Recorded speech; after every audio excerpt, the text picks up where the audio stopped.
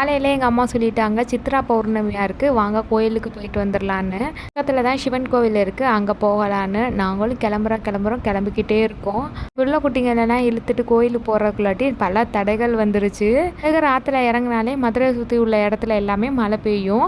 மார்னிங்லேருந்து afternoon வரைக்குமே நல்லா தான் இருந்துச்சு. ஈவினிங் ஒரு 5 o'clock மேலே ஸ்டார்ட் ஆகும்போதே பயங்கரமான சூறாவளி மாதிரி காற்று அடிச்சிட்டு அப்படியே லைட்டாக மழை ஸ்டார்ட் ஆனிச்சு. கரண்ட்டும் போயிடுச்சு. பிள்ளைங்கிட்ட கோயிலுக்கு போகணுன்னு சொன்னனால நாங்கள் மழை வந்தாலும் கொடையை பிடிச்சிட்டு தான் கோயிலுக்கு வருவோம்னு சொல்லிட்டு அதுக்கப்புறமா அழுது அடம் பிடிச்சி கோயிலுக்கும் கூட்டிகிட்டு வந்துருச்சுங்க.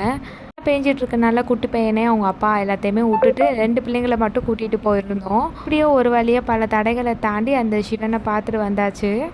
அங்கே போயிருந்தப்ப தான் அபிஷேகம் நடந்துட்டு இருந்துச்சு. அதுக்கப்புறமா அலங்காரம் பண்ணி சூப்பராக சிவனை ரெடி பண்ணி வச்சுருந்தாங்க.